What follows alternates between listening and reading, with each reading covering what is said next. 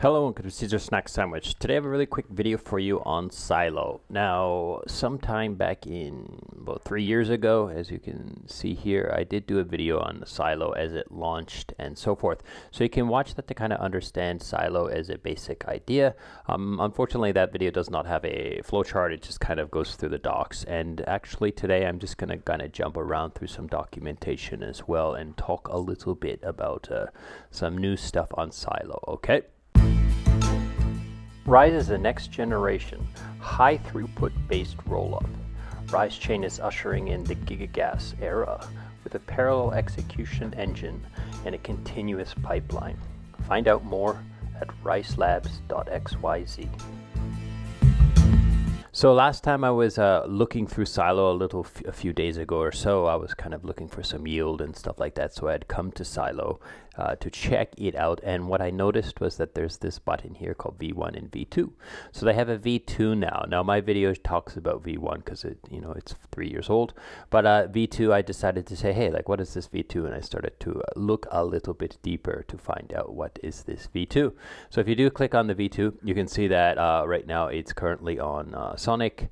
I think maybe they might be deploying this to other chains in the near future and so forth. Silo V1 will always be here. It is on the blockchain. It is immutable. It is still working and so forth. They're not stopping V1. It's just now they have this V2 upgradable features. So I'm going to swing over to a few docs and kind of jump around and stuff and kind of show you a little bit about what is this like V2 stuff. Okay, so there's this Medium article that really kind of dumbs it down for you and kind of keeps it simple and so forth, and kind of talks a lot about the potential aspects of the V2. And the major upgrade of this V2 is that they've added a whole bunch of hooks. Now if you go to the docs and you click on hooks here, you'll see that there are quite a few amount of hooks. Now I did read through this, but I don't think normal users need to read through all of this, but you should probably understand what some of these functions are. But as you can see, they kind of really like describe all of the fields, the feature, the purpose, the context of every single one of these hooks. So I'm going to kind of jump down through each one of them and just kind of give you a small narrative on some of the possibilities, and then I'll swing back to that other Medium article and kind of go through that. So they have these hook functions. Now, if you don't know what a hook function is, it's basically the ability to perform a function. So the function of deposit, in this case, deposit function hook, the function of deposit is immutable. They can't change the deposit function to deposit your assets as collateral into the silo. However, what a person who has created a market can do is they can add logic to that function. So let's, for a quick example of like what I could see happening was like if someone were to deposit into this market, and so like say I was depositing USDC to be lent into this silo market, maybe I could get some rewards somewhere else. So the deposit of that, me depositing, can trigger some reward to be claimable in another place. This is just an example. The possibilities are endless, because it's like the deposit function now has the ability to trigger another function somewhere else that doesn't affect the deposit actual function itself. I hope this makes sense. There are some other possibilities where it does kind of like for example maybe whitelisting or KYCing or something like this. Like if you are, in order for you to deposit, you have to be able to actually satisfy some KYC or some whitelisting functions or something like that for closed markets and so forth. So withdrawal is obviously the opposite of this deposit. To borrow versus your collateral, to repay your collateral. So they have a function. You can add hooks to all of these. So your creativity can kind of go wild on that. Leveraging up, as well as like transitioning collateral function. So transitioning collateral function hook ideas. There are two types of collateral parameters inside the silo system, and one is like protected and one is open. So if you deposit as protected collateral, then you can use that collateral to borrow, but nobody can borrow your collateral. So the point of this is so that like you at any time, no matter what the situation is, you can repay your debt and remove your collateral. Your collateral can never be taken by other people, and you'll never get what we call utilization lock, where all of the collaterals have been borrowed and you have to wait for someone else to repay in order to remove your collateral. Obviously, if you take this feature, then you're giving up the possibility of gaining APY on the collateral that you have deposited. Your asset that you've deposited will not be borrowed, so obviously it will not gain APR from people paying interest on borrowing your asset.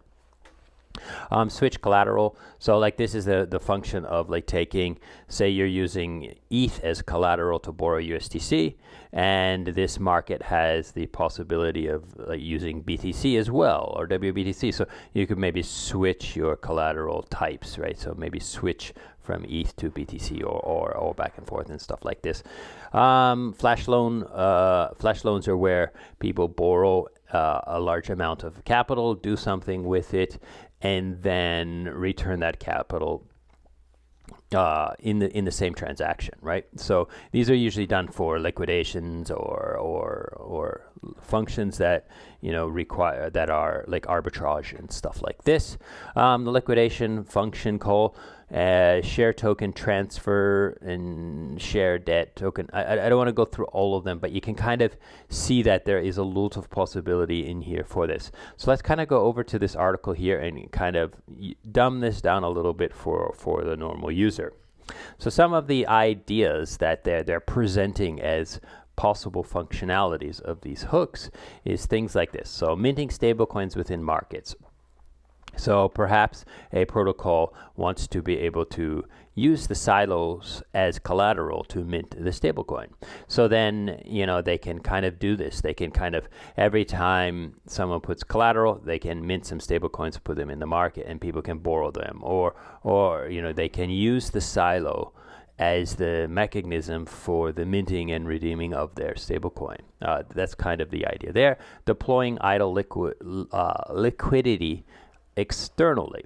So this is like, if you think of it this way, like if you put your collateral inside a market and you have it turned on for borrowing, then perhaps the hook can, instead of allowing other individuals to borrow it, it can borrow on behalf of you and put that somewhere else to work. So for example, like maybe you have some you put in some USDC into Silo and nobody has borrowed it, so your APR is quite low, then the hook can maybe take that USDC and put it in Aave for the time being.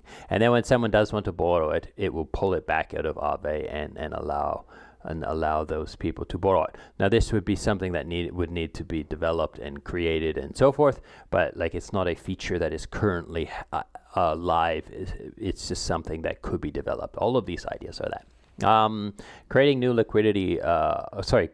lending products such as fixed term, peer-to-peer lending markets. So there's the possibility that like you could do some sort of fixed term lending protocol. So someone would borrow and then they would be liquidated after a fixed term, as opposed to liquidated based on LTV and so forth. So you could kind of give the ability to borrow those assets based on other logic and so forth, or peer-to-peer, which is like just like a person-to-person. So some sort of OTC deal where you're giving like maybe under collateralized loans to an individual that you've KYC'd or you have an agreement with them. Deploying improvements to existing managed markets without requiring liquidity migration. So this is basically allowing you to kind of upgrade some features without having to like tell everybody to move their liquidity to other places. That's a little bit scary, but because this is kind of this paragraph is kind of what I want to get at. Okay, so the ability to like upgrade or change parameters is something that's always scary in DeFi. So here they have immutable lending markets, but they also have managed lending markets. So with this new V2, then you can go in there and find out, oh, is this market completely immutable? Are they able to make any changes? And if not, then you can kind of take your risk adjustment or your risk assessment and know that your risk assessment will not change, right? However, being able to change things or adjust things or upgrade things can offer better rewards on like return on your assets. So there's the possibility of doing both, which is quite interesting. Okay. Customizable lending markets, governing. So you can kind of jump in here, read through this, kind of get a little bit deeper into it. I'm sorry I don't have a very, very clear explanation of what you can and cannot do in here.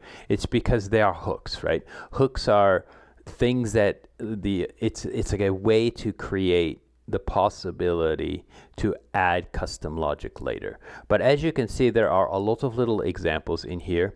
So for example, like maybe instead of, this idle liquidity can be sent instead of from this market, can be lent over here. So like maybe the B token here is waiting for people to use A to borrow, but nobody's borrowing it. So it's going to be sent over to this silo for the time being, right? And people can then borrow here as well, right? So it's kind of doubling up and creating some more efficiency with that liquidity. Here's like a KYC list. So in order to access these two markets, you would need to be on that KYC list. And maybe this one here is like also the stablecoin issuer. So if you're accessing this market, you're able to mint that stablecoin. Custom term. So the short-term one, I explained it already. External rewards. So if you're inside here, then you can go to another contract and claim some of those rewards. There is this customization logic. Inside the docs, there is a large explanation about liquidations. If we go in here and you go down, you can read about the liquidations here. But the idea is that like there can be different kinds of liquidations in the sense of like partial liquidations, even like soft liquidations where you're not actually liquidated if the market recovers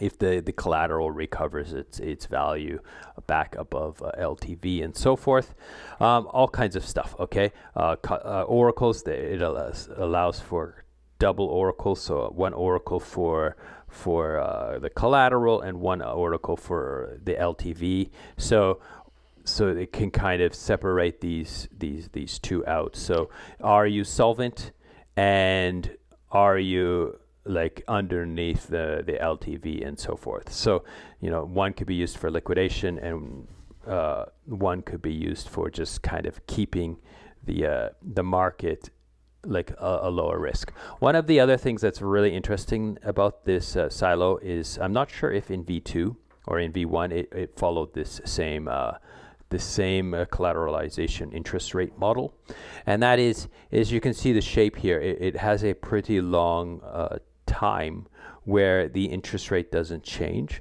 So a user who's borrowing here and here and here and here and here, and as users are borrowing and borrowing, the interest rate is not going up for them. So it's encouraging borrowing during this plateau here, and it doesn't discourage borrowing as the first, like the one person who comes in and borrows, and then someone else who comes and borrows after him, he's not having an effect on the first guy's interest rate and increasing that.